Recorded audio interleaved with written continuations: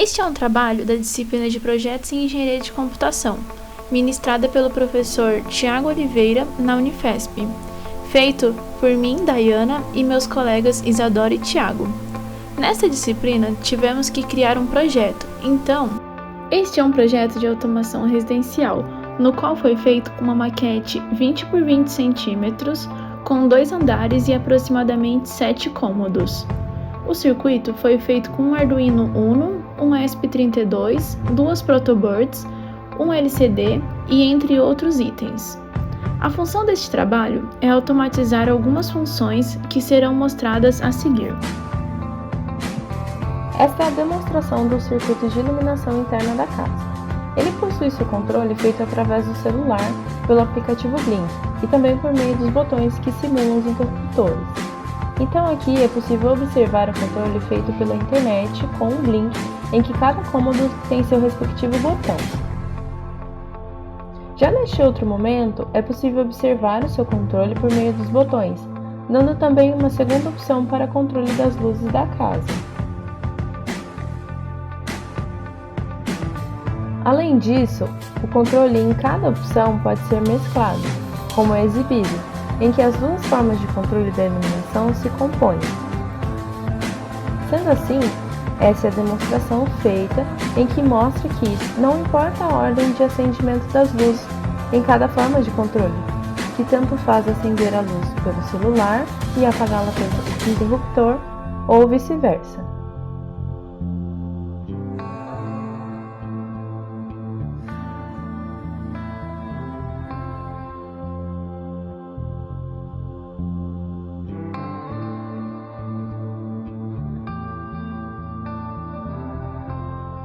Já esta é a demonstração do circuito de iluminação externa. Esse circuito possui controle automático, feito através de um componente eletrônico de fotorresistência, mais conhecido como LDR. Desse modo, quando o ambiente externo possui pouca iluminação, a luz se acende automaticamente, e quando a luz se apaga.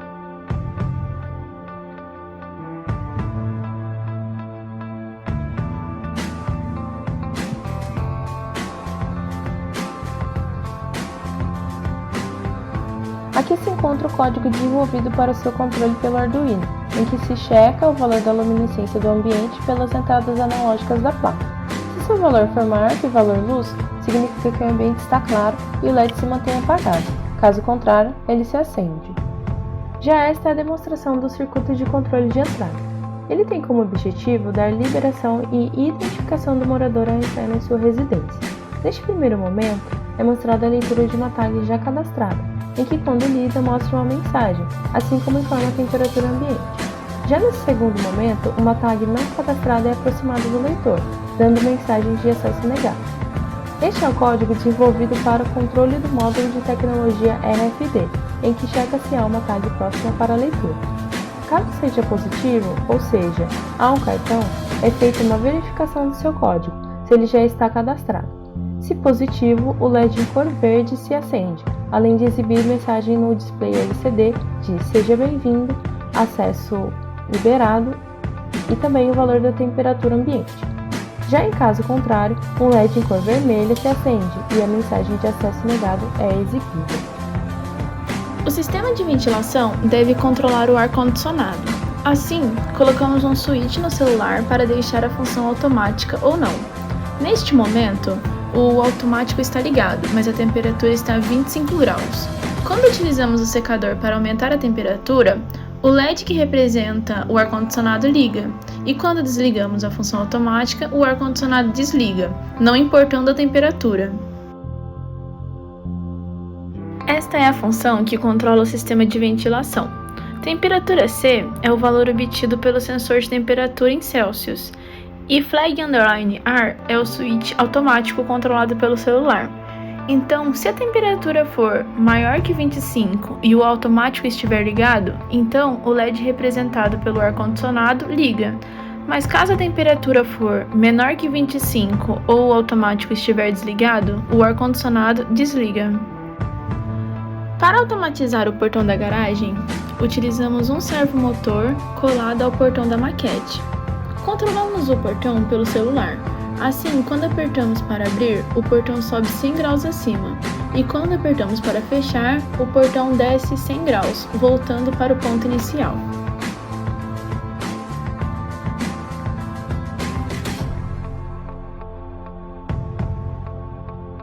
Fizemos duas funções para o funcionamento da garagem, uma para abrir e outra para fechar. Nela, utilizamos o laço for para começar do ângulo 90 e parar no 190 para abrir o portão, e o contrário para fechar. Dentro do laço, utilizamos um delay de 10 milissegundos para que o portão não abrisse muito rápido. No alarme, colocamos o sensor ultrassônico em cima do telhado por ser mais fácil de demonstrar o funcionamento. Ele tem a opção de manter ligado ou desligado pelo celular. Assim, quando ligado, se detecta algo, o buzzer apita até que alguém o desliga. Se ele estiver desligado, não detecta a presença.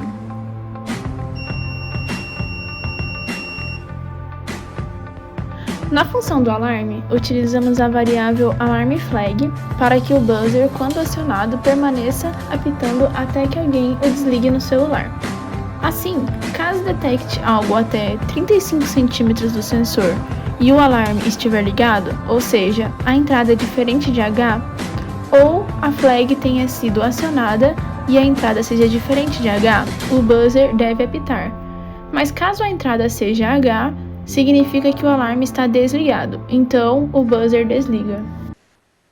Bom, vou falar agora um pouco sobre os códigos. Basicamente são dois códigos que nós usamos no projeto, um para o ESP e outro para o Arduino. Vou começar falando sobre o ESP. Bom, o ESP, aqui no começo do programa do ESP, tem as inclusões da biblioteca, para usar o Arduino, o Wi-Fi e o aplicativo Blink, né? Aí aqui tem algumas definições que para nomear a entrada de botão, de LED, uma definição aqui para o tempo do debounce, usuário da senha, usuário do Wi-Fi, a senha do Wi-Fi que a gente vai precisar para o ESP acessar a internet. Aqui tem algumas declarações de funções que são usadas para controlar o botão. O botão ele tem um efeito debounce, né, que a gente fala, que é para fazer o filtro desse botão. Temos algumas variáveis auxiliares para comunicação entre as funções aqui, né? Essas variáveis são globais. Temos um código que é passado pro ESP, e aí ele consegue se comunicar com o Blink através desse código aqui. Esse código que é individual de cada projeto no aplicativo. Ele é mandado por e-mail e a gente coloca no código aqui. Aqui o nome da rede, a senha. Bom, aqui tem algumas funções.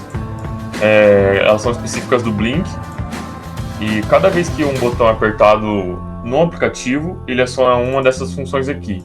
Então o V0, esse V0 é identificado no aplicativo como o botão V0, né? Então tem o primeiro botão lá, ele. A gente que escolhe também o endereço virtual desse botão, e aí a gente já indexou aqui como V0 a luz do quarto, V1 a luz do escritório, V2 a luz do banheiro, e assim sucessivamente. Basicamente o funcionamento aqui para as luzes é de pegar o parâmetro vindo do aplicativo, que pode ser 0 ou 1 do botão, né?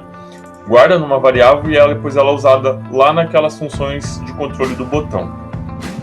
Mas temos aqui alguns botões diferentes, que são do ar-condicionado, do portão e do alarme, que eles verificam se esse valor que ele foi recebido ele é igual a high ou low, ou seja, 0 ou 1, e aí de acordo com cada botão ele manda pro Arduino um código. Aqui nós decodificamos com letras, né? Então quando o botão do ar-condicionado ele é acionado, ele manda pro Arduino via serial, comunicação serial, o caractere C. Se ele estiver desligado, D. E aqui pro portão, se ele estiver ligado, E. Caso esteja desligado, é F. E pro alarme é G e H.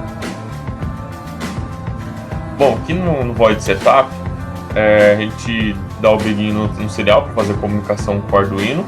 Aqui nós temos a passagem aqui dos parâmetros nessa função aqui do Blink. Aqui temos a declaração do modo, né, dos pinos aqui, para os botões, para o LED, e aqui é o loop. O loop, basicamente, ele chama o Blink Run, que faz uma varredura nos botões do aplicativo, nas funções, e verifica se teve alguma entrada, né? E aqui, o resto do loop é tudo para controle dos LEDs, né?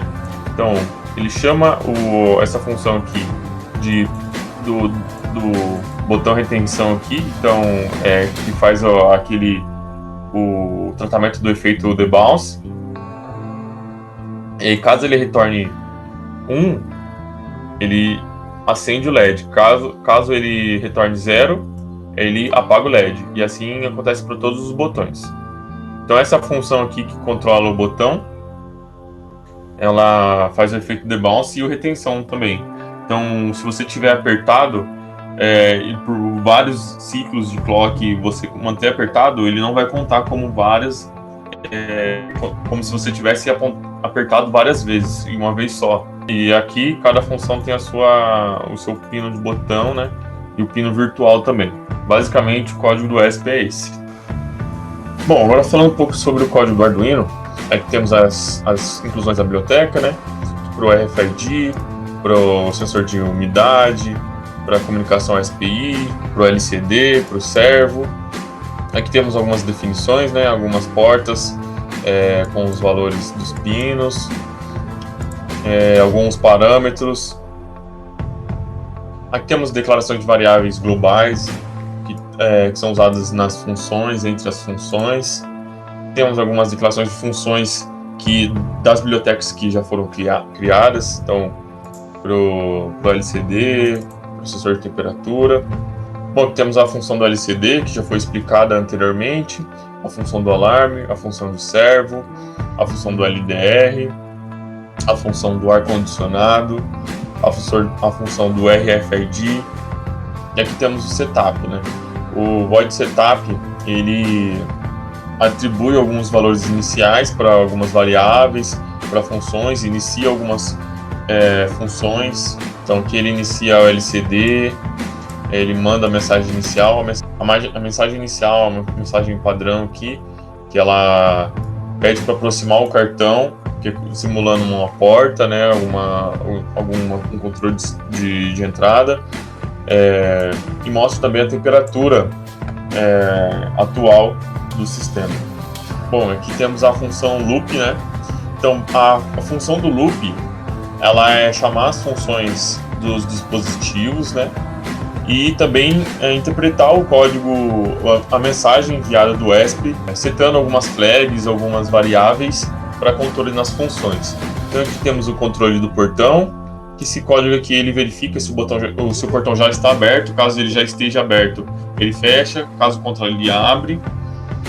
Temos aqui o controle também do ar, então caso seja ligado o ar, ele atribui true para a flag do ar, e caso tenha recebido a letra D, ele seta essa flag como false. Bom, aqui temos também agora a função, ou as funções de leitura de temperatura. Ela é para o DHT, né, que é o sensor de umidade e temperatura, e ela calcula aqui a temperatura em várias unidades medidas, né, graus Celsius, Fahrenheit, Kelvin, e também a umidade. Só que nós usamos só a temperatura do grau Celsius. Esse aqui é uma variável global que pode ser acessada de qualquer função. Bom, o código do Arduino no geral é isso. Bom, falando um pouco sobre as dificuldades encontradas agora, nós tivemos dois principais problemas, né? Foram os encontros remotos e o manuseio do ESP. Os encontros remotos nos atrapalharam porque, como o nosso projeto tem bastante coisa de hardware, nos impediu de estar sempre juntos para ir fazendo aos poucos os circuitos. Então a gente teve que fazer tudo separado para depois juntar. A gente não conseguia ajudar o outro, fazer uma colaboração mais forte por conta dos encontros remotos. Bom, tivemos dificuldades também com o manuseio do ESP. O ESP ele é um microcontrolador que não é tão conhecido como o Arduino, então ele não tem tantas bibliotecas e tantos recursos quanto o Arduino, e nisso a gente teve bastante dificuldade, porque o ambiente de desenvolvimento do ESP é diferente, é bem específico, e tem algumas diferenças do Windows para o Linux. A gente encontrou bastante dificuldade nisso. Também aconteceu de funcionar alguns recursos do ESP funcionar no computador dos outros integrantes do grupo e não funcionar no meu, e vice-versa. Então a gente teve que pesquisar bastante para conseguir chegar na resolução desse problema. Bom, agora para concluir, como o mundo está sempre se atualizando e chegando novas tecnologias, nós achamos interessante propor algumas tecnologias de ponta, né? Como o controle por voz está bem conhecido, aí tem vários dispositivos de marcas famosas fazendo já o controle de automação residencial, então bastava a gente integrar esse dispositivo com nossos controladores, microcontroladores. Tem também a inteligência artificial, está bem alta, que a gente poderia, por exemplo, implementar reconhecimento de padrão de rotina, que é, por exemplo, saber a hora que você vai tomar um café, a hora que você chega em casa para ligar o ar-condicionado, ou alguma coisa assim. Bom, com tudo isso a gente viu o quão enriquecedor foi fazer esse projeto, quanto contribuiu para o nosso crescimento na trajetória acadêmica, nos ensinou a pesquisar dispositivos novos, ensinou a gente a colocar na prática os conceitos de IoT que nós já tínhamos aprendido, e também a lidar em grupo, né, como a conduzir um projeto. Bom, acho que é isso. Obrigado pela atenção e até mais.